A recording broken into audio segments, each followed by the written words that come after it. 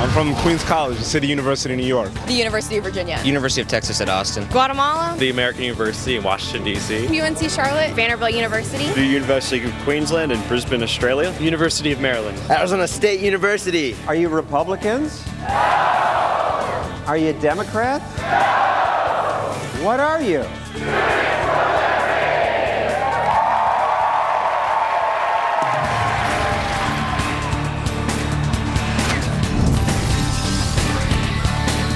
And now, John Stossel.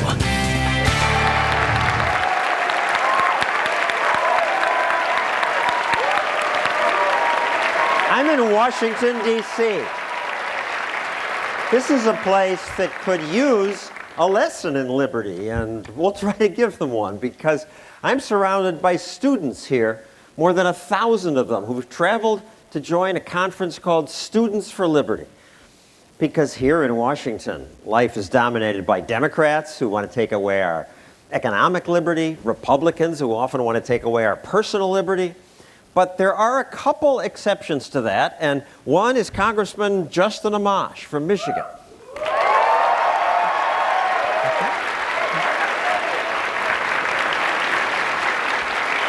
He's unusual because he has an economics degree and he worries a lot about America's coming bankruptcy. And we are probably going bankrupt. How many of you students think when you're my age, Medicare will be here to pay for your heart problem?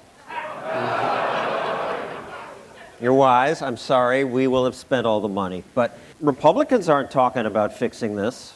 A little bit, but not much. Not enough. And there is a problem we face as a country. And young people don't believe that they're going to receive these benefits that they've been promised. So I'm a strong believer we have to deal with these issues now. For people who are younger, we have to change the system, or the system is going to go bankrupt. A simpler one, the Export-Import Bank, corporate welfare, special gifts to certain companies. You want to get rid of this? Absolutely, we should get rid of it. Republicans should be against this, and there are a lot more Republicans who are against the corporate welfare Export-Import Bank. Unfortunately, we've gotten pushback from the White House, and we've received pushback from some Republican and Democratic leaders. Nancy Pelosi says it's an essential tool in enabling American manufacturers. Lindsey Graham, our competitor nations all have Ex-Im banks. The chairman of GE, it's crucial for U.S. companies. It's a transfer of money from regular Americans, from young people, from those who are paying taxes, to very rich people. Corporate welfare should be done away with.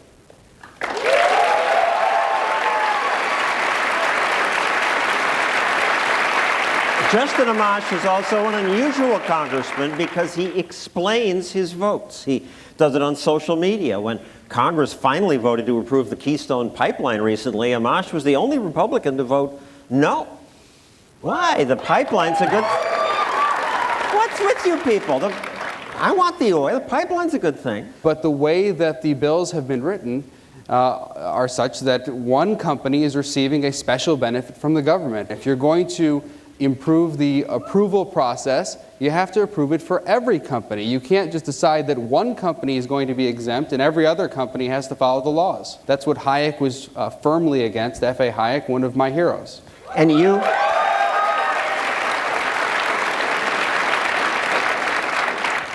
You stated your reasons on Facebook. Why? Well, I think it's important for people at home to know why we're voting on things and what we're voting on. We have to hold Congress accountable, and the only way to hold us accountable is to actually hear from us about what we're doing. And I think it should be an expectation of members of Congress that they explain themselves. They don't have to do it through Facebook. They could use other methods, but they should go out to the public and tell them why they voted the way they did on every single vote.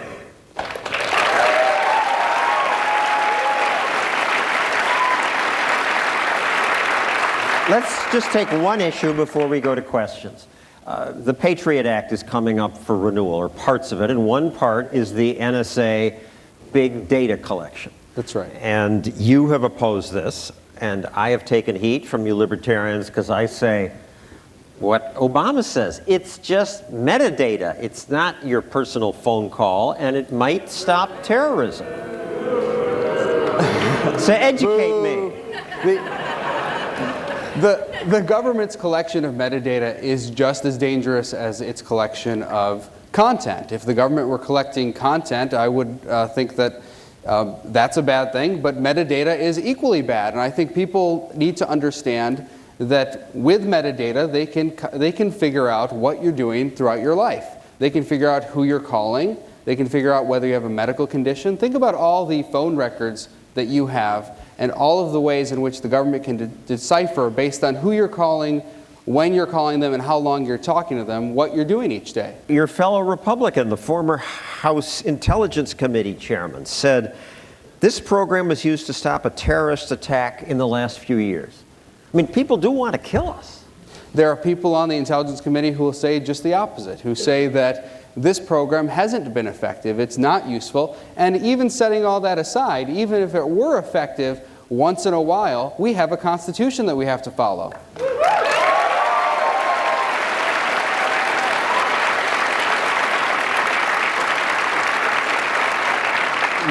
Just one more question. You are personally an Orthodox Christian. That's right. Many people with whom you worship, they oppose gay marriage, they oppose legal drugs, a lot of the things libertarians say should be left free to people. Your position? Well, my position is that the federal government should get out of these areas and leave it to the private workings of society. My church has its own beliefs on marriage, and the federal government shouldn't be telling me whether that's right or wrong.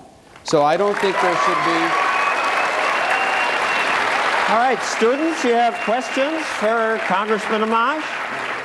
Come on up to the microphone. My name is Grace Charlton. I go to the University of Virginia. Congressman Amash, it seems like your district loves liberty enough to elect you. How do we get more people like you elected? Well, thank you. First of all, you can encourage people in your district to run. If you stay true to your principles and if you explain yourself to the public, people are very accepting of members of Congress who maybe have a different perspective. They want a member of Congress who has an independent outlook.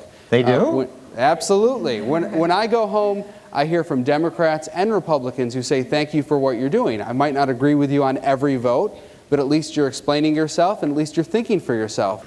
Thank you.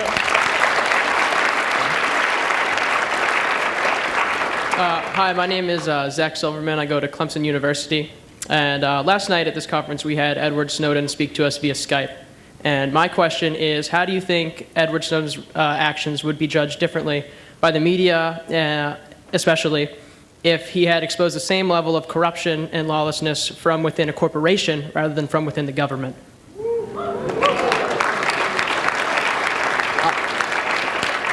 I think it might be treated differently. Some conservatives say he committed treason, that people who are putting their lives on the line for America may die because of what he revealed. Well, I think he broke the law. I think he should pay for breaking the law. I think that's a requirement under our system, that people take responsibility for breaking the law.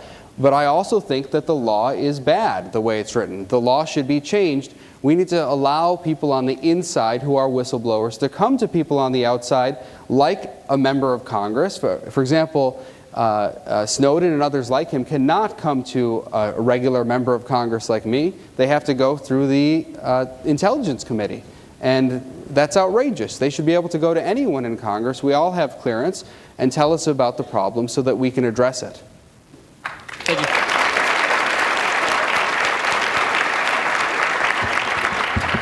Hi, my name is Crystal Hibschweiler, and I'm from Salem College in North Carolina.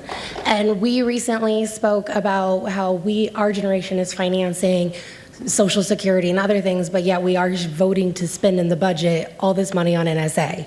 How do basically other congressmen and yourself justify voting for the NSA and putting it in the budget when we're not funding the things that we've already promised to the people? We're spending way too much as a government, and we need to cut our But to be clear, you could spending. cut all the NSA and half defense, and you wouldn't touch the entitlement problem. Well, that's the problem, of course, is that the largest areas of government are Social Security, military spending, which is a very large area, Medicare and Medicaid. You have to address those four areas to really put a dent into the budget problem that we have. And I think there are members of Congress committed to doing that, but unfortunately, the people who run Congress right now have not been very committed to it.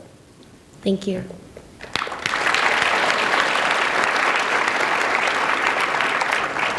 Hello, I'm Dan Milyovsky. I'm from New York City and I go to school at Binghamton. I was wondering, when you're talking to your colleagues and trying to persuade them to take a more liberty-friendly stance on a particular issue, do they actually debate you or do they just kind of brush you off? No, my colleagues are great. They're nice people. We have great discussions, with some exceptions. There are a couple that are a little nasty, but most of them are very nice people. We have excellent discussions, and you'd be surprised at how receptive they are to liberty ideas. A lot of times there are political pressures that are put on them. So I think it's just a matter of gaining more courage, and I'm hopeful that my last election gave them a little bit of courage. Yeah, thanks so much. Thanks.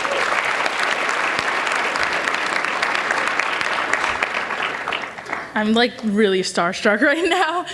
My name's Emily. I go to York College of Pennsylvania. And my question was, in terms of Medicare and Medicaid reform, do you think it might be easier to reform those policies if there were more younger people voting? Because since it's the older generations, they're not going to vote for somebody who is going to cut all of their health care, and then yeah, we vote, you politicians don't. Yeah, and politicians have no incentives to say that they're going to reform it if they're not going to get voted for. It is true that young people don't vote at a high enough rate, and it would make a difference. It would make an impact if young people got out and voted. And I especially would like to see that because young people are more libertarian. And but wait a second, they're also more liberal and sometimes stupider. Would you really want all your college friends to vote? These are smart young people, and they understand that liberty is the future. Hi, my name's Kayla Garthis, and I attend the University of Michigan. Go Blue. Go Blue. Has there been any animosity with your peers in Congress, with your extreme popularity on social media, especially with your heated re-election campaign? So could you speak towards that? Yeah, that's a great question. Some people don't like it. It's true. In fact, I've received pushback from leadership at times complaining about my vote explanations. The reason they don't like it is because if my vote explanation contradicts something that they are pushing as a leadership team, it makes them look bad. Nonetheless, I think it's important that people do it. I think it's important that people explain themselves, and leadership doesn't like that because they want to control the whole process. Thank you, Justin Amash. For you to join this conversation, please follow me on Twitter at FBNStossel. Use that hashtag ISFLC15, which is a horrible hashtag. Who can remember that? But it's what this conference uses. It stands for International Students for Liberty Conference in 2015. Or, more simply, you could like my Facebook page and post on my wall. Next, students fight for freedom outside America, too. In this country, Marxists prevented students from going to class.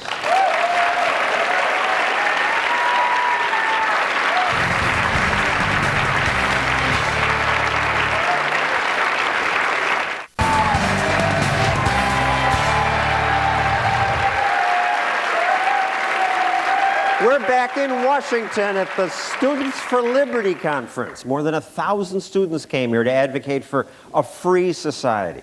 Economic freedom, personal freedom, and intellectual freedom. They're members of a group called Students for Liberty. It was founded 7 years ago by Alexander McCoven. And today, Students for Liberty includes more than 1,300 groups around the world. Jorge Colindres started a group in Honduras. And Jorge, how did you find out about Students for Liberty?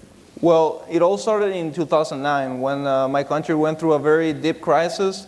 And it was under those circumstances that I was trying to understand everything that was going on in my country that I started to get interested in political science and economic science. So and you went to YouTube and you put in, how does the economy work? That is right. I just got, how does the economy work?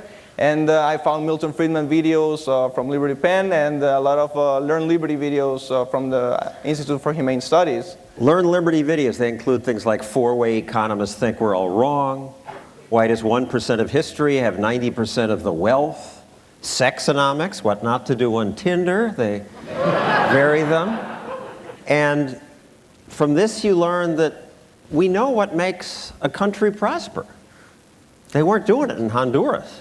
That's right. They weren't doing it. I'm also a law student, so when I started to read the legislation of my country, I started to get what was wrong, and I thought it had to change. And there was nobody like presenting these ideas, the ideas of liberty that have actually a lot of evidence that the countries who implement these ideas get prosperity, peaceful coexistence, and the human dignity, which is what I think my country needs. And Alex, this is one country, 1,300 similar groups? On all 6 inhabited continents. In fact, we're organizing more than 50 conferences like this one for over 10,000 students around the world this academic year alone. And 10 years ago, none of this existed. There were college Republicans, Democrats. That was it. Now things are very different. Students are able to learn about libertarianism through the internet, through their peers who have studied these ideas, and through events like this that were unavailable a decade ago. Jorge, the Marxists tried to stop you from going to law school. This happens, John, everywhere in Latin America. So there's a lot of Marxist student groups that usually take over the national universities as a means of protest. And when I say they take it over, they usually like get the students out of their classrooms, either by violence or by threat of violence. They marched into your classes. That's right. They marched into those classes and took the students out. There are several. What, just told them get out, or physically removed them? Both ways. Some people obeyed, some other didn't, and it got a little bit more violent. But this time something different happened, because now you had a libertarian group who spoke up. That is right. And we managed to rally over 200 students who bravely opposed the takeover and saying, we want to go to class. That's right. They started chanting at the assembly, we want to go to classes.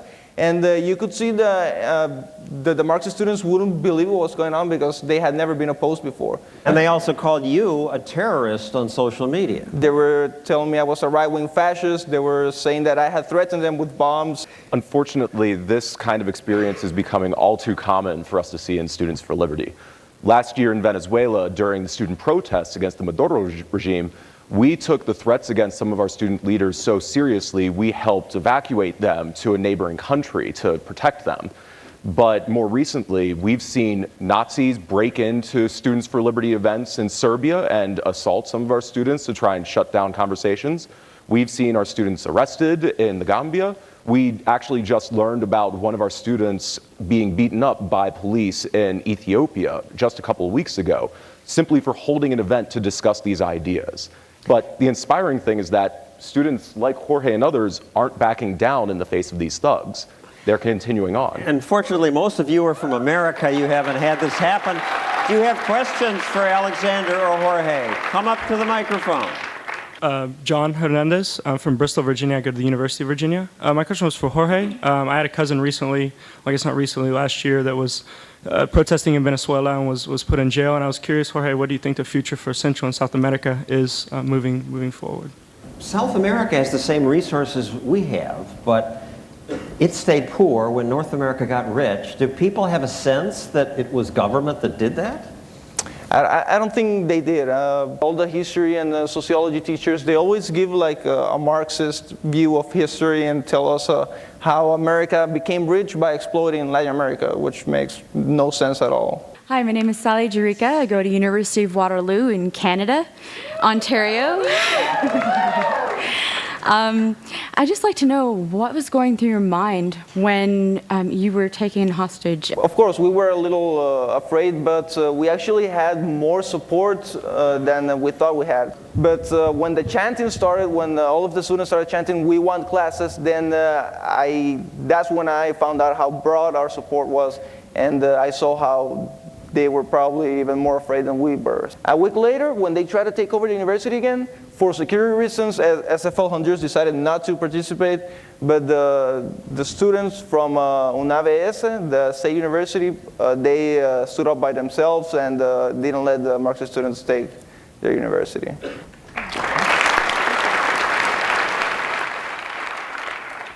Hi, my name is Jack Gordon. I'm from Sioux Falls, South Dakota, but I attend the University of Iowa. What's it going to take to get the momentum we need to start a real revolution in this country?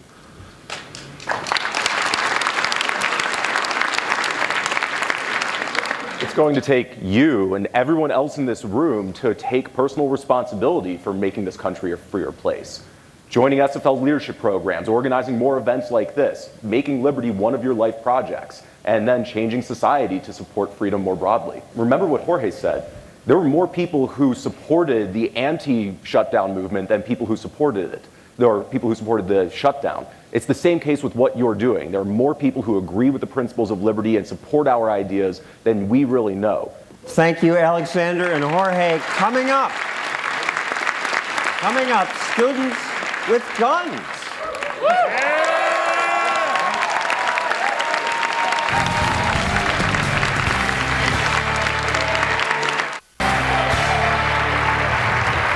We're back at the Students for Liberty Conference. And I want to ask you, how many of you are carrying a gun now? Yeah, you're in Washington, D.C. You would be jailed if you carried a gun. But should you be allowed to carry a gun on your campus? Really? You are college students, and you are known for getting wasted and doing stupid things. And you want guns? All right, well, Crayley Vaness of a group called Students for Concealed Carry says it is important that students be allowed to have guns and conceal them. Crayley, why? First of all, students are still people. We still have rights.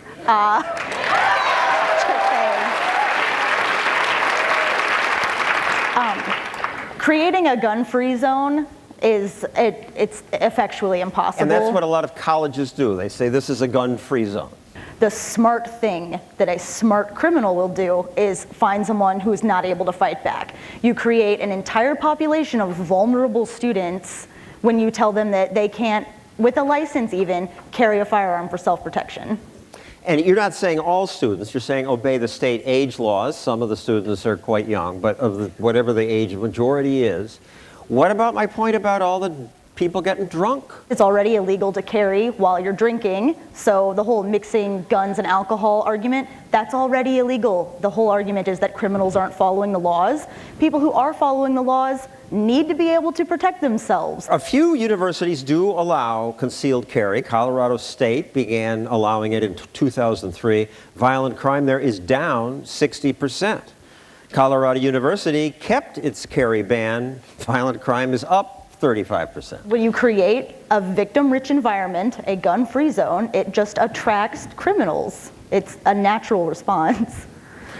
And we cherry-picked Colorado, but there is data in 27 years, a study of all states, no state showed an increase in gun violence as a result of legalizing concealed carry. And more places are legalizing it now. Mm-hmm. Even Illinois has permits now, so like I think even Illinois, because Illinois is a really backward state? It's not so much that they're backwards, it's that, you know, they're learning. Where do you...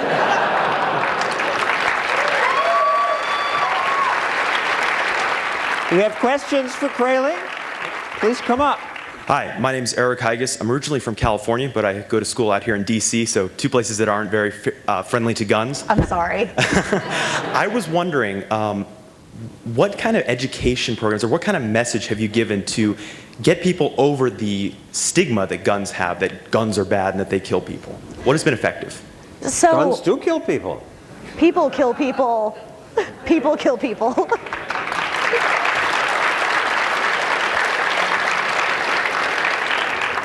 I'm really glad you brought that up too. One of the things that we've found is giving people exposure to firearms. A lot of people have never held one in their life. They've been misled by Hollywood or certain senators who think that things like ghost guns exist, or that you know, a regular 5.56 round is a heat-seeking bullet.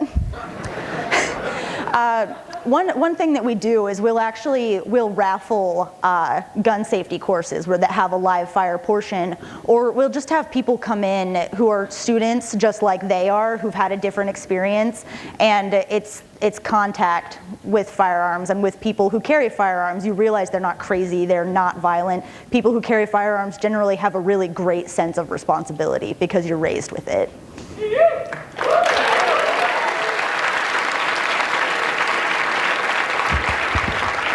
Hi, my name is Bjorn O'Brien, and I used to attend Simmons College, Boston, which is a small all-women's college on the Emerald Necklace, which is one of the highest rape areas in the major city. And in our school, we weren't even allowed to carry pepper spray, and I lived on campus, so I had absolutely no form of defense. And when I asked one of the major heads of security at our school what I should do to defend myself, she recommended that I just carry hairspray, because apparently it'll sting someone in the eyes. What would you recommend doing in that situation, because I definitely don't feel safe? I've heard so many stories like yours. I've been in your situation before, and it's really terrible. The university is not your parents. They're not in charge of you. They don't tell you, what measures you can or can't take to protect yourself. But and to be clear, you are winning the war. Idaho recently legalized concealed carry. Colorado, Kansas, Mississippi, Oregon, Utah, Wisconsin already on campus. take a self-defense class. Your university might have one. If they don't, it might be easier for you to lobby for your university to get one of those than to get a gun course right now or to allow carry. Thank you, Crayley. Next, we play a game of real or fake based on stupid things that happen on American campuses.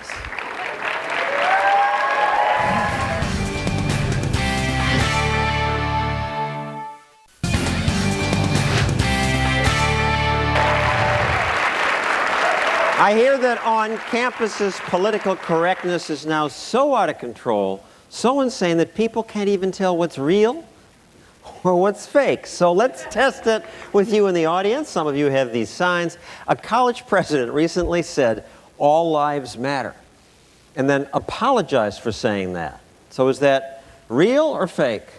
Real. Most of you knew, yes, the Smith College president said, "Oh, I shouldn't have said all lives. This distracts attention from the Black Lives Matter protest, and so it was wrong what I said." 2, a college professor apologized for saying, "I feel some kinship with Stalin."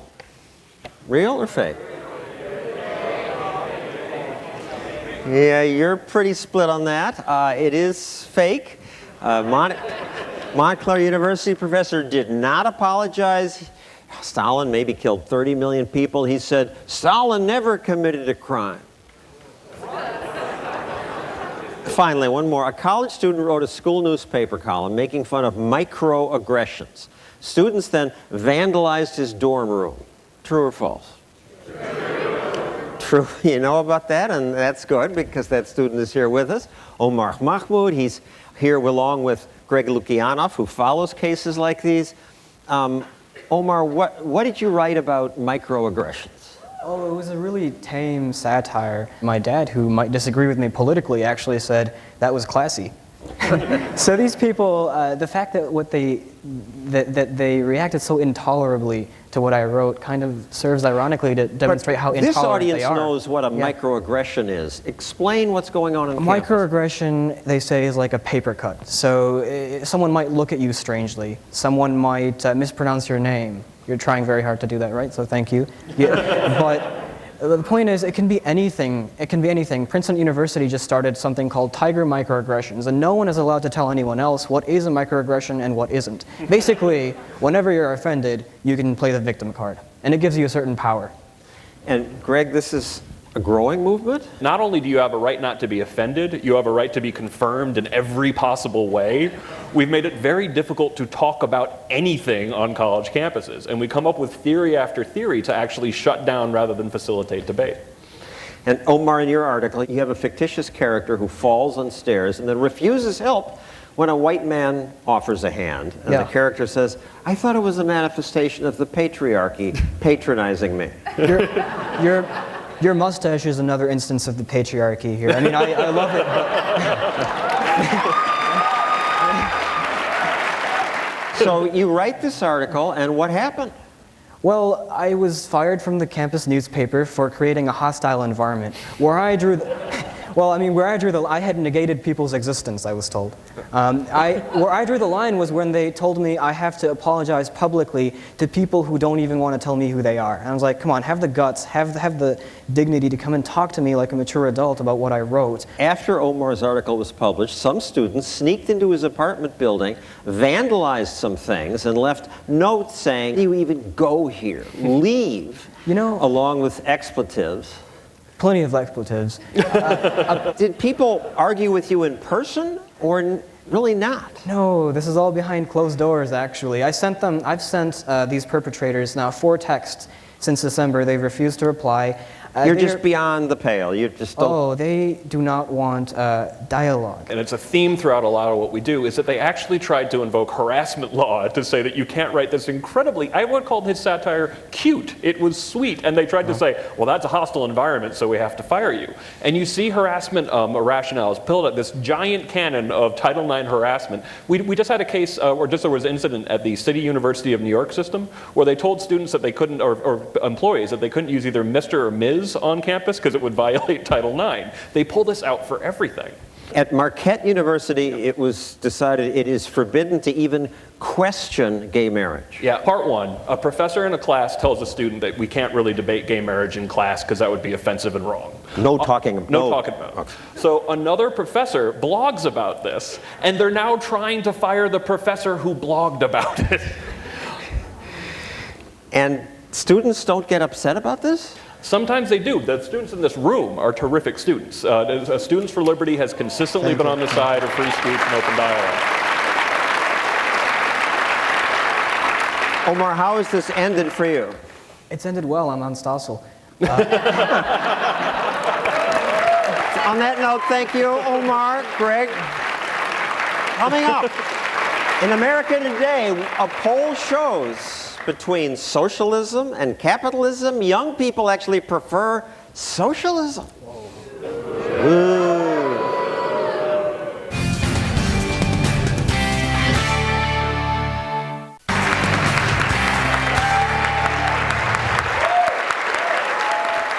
When I went to college, my professors were pretty clear. It was simple. Good people go into public service. Greedy, selfish people try to make money. So, how many of you heard that message from your professors in school? Some, I'm happy, not so many. A recent survey of young people asked, which is better, socialism or capitalism? Slightly more picked socialism. Are they crazy? Socialism eats freedom and opportunity. Brian Brenberg teaches economics at the King's College in Manhattan, and one student came into your office and said, is it okay if I go into business? Yeah, it was sort of like she was admitting that she had cheated on an exam or something. She put her head down and just said, you know, is it all right if I want to go into business? And I thought to myself, is this the state of our situation now among young people, that we have to sort of apologize for our interest in going into the marketplace? If it is, that's very bad news.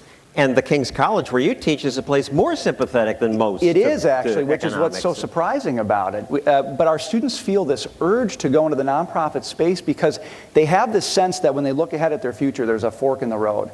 I can go into the for-profit sector and make money, or I can go into the nonprofit sector and do good, but those worlds don't overlap.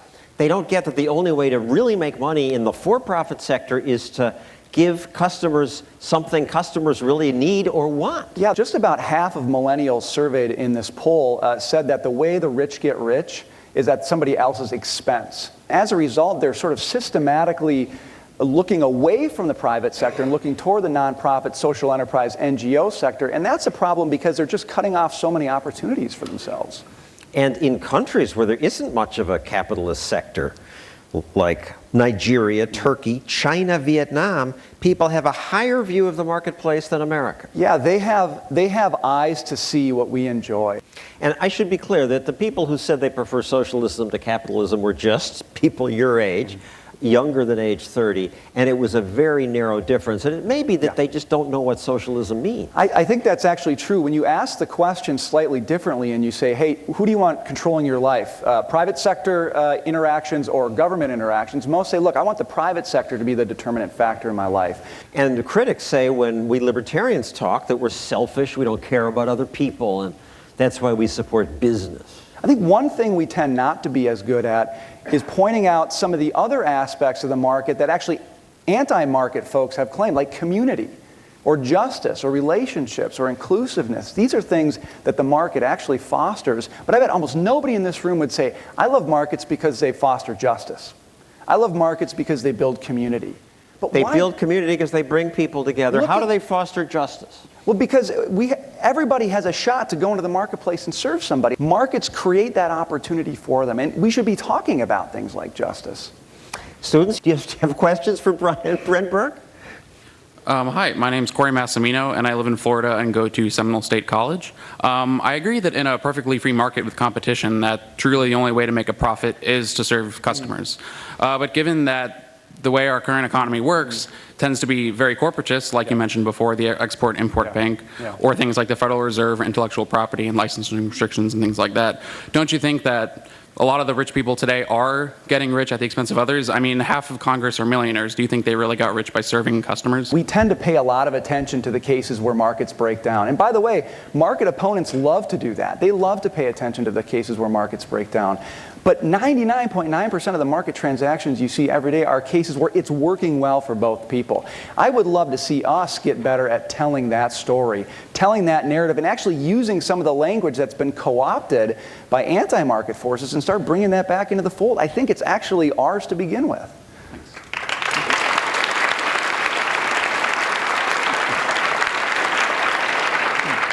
Hi, I'm Hunter Markson. I go to the University of North Carolina at Chapel Hill. I love capitalism, but there are a lot of people out there that associate it with negative things such as imperialism or corporatism. You know, the rest of your peer group is going to hear that and say, another guy who loves capitalism.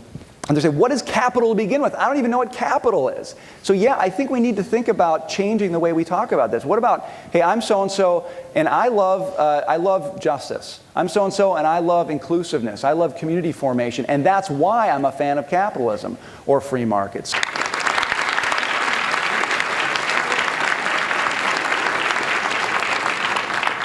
Hi, my name's Patrick Wynand. I'm from Lakewood, Colorado, but I go to school here at American University, which, if you know, is one of the most liberal campuses in America. I was wondering if you think it would be a good idea to promote free market ideas and capitalism through evidence of markets that many of these liberals support, such as medicinal marijuana or pro-choice like abortion clinics. The vast swath of Americans out there who aren't convinced about markets are probably going to get distracted by the high-profile, controversial nature of those issues. They're not going to think about markets, they're going to think about marijuana or abortion, and I think that's really not where you want to lead them. Start with the stuff nobody disagrees that's good and say, and it's happening not because you've got a designer, not because you've got a central planner. It's happening because people in a community are spontaneously working together to serve one another. Those are the stories that I think actually move people and don't distract people. All right, thank you. Thank you, Brian. Thank you, students. Coming up, you people here are obviously brilliant because you get it. You're here because you understand the benefits of individual liberty. So how did they get it? We learn that when we come back.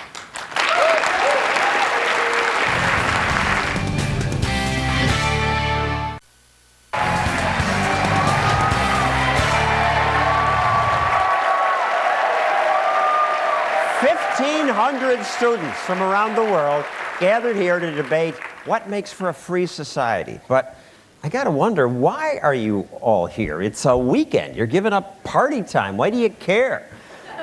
Did your parents teach you this? How many got it from your parents? Not many. Did you read a great book? On the screen behind, we've changed the Statue of Liberty. Instead of the tablet, she holds 3 books: Atlas Shrugged, Free to Choose, and the Constitution of Liberty. How many of you woke up to liberty because of one of those books? How many Atlas Shrugged? The Constitution of Liberty? Oh, come on, really? That's a tough book. Yeah, all right. Economics in One Easy Lesson? Milton Friedman, Free to Choose? How many of you woke up because of a college course? Very few. How many of you got it from Ron Paul? Quite a lot. And finally, how many of you got it because when you were in high school, one of your teachers played one of my Stossel in the Classroom TV shows, and you had a discussion about... All right. We have these videos, and people do learn some of these ideas in high school. Earlier, I asked some of you about this individually. What got you interested in liberty? I had a professor who taught both Paul Krugman and Milton Friedman, and I liked Friedman better. Watching Ron Paul actually got me interested in liberty. I came across the ideas of Ron Paul. YouTube videos of Milton Friedman, just him talking about how when people... Why'd you find them? I heard of libertarianism, then I typed it into the search box, Milton Friedman came up, and ever since then, I've been hooked. It's actually my mom. I actually first heard about libertarianism from you on Fox News. My economics teacher and government teacher in high school, they played your public choice economics video. These were ideas you hadn't heard before? Not until I had seen the video, because these are not the kind of ideas that are showing up in textbooks that are written nowadays. I'm originally from Russia, and moving to the United States, I saw that there is such thing as liberty. Right. Those young people sure know more about liberty and life than I did when I was their age. That's good news. That's our show from the Students for Liberty Conference. See you next week for another new episode in our new time slot, Fridays on FBN. Good night. Okay.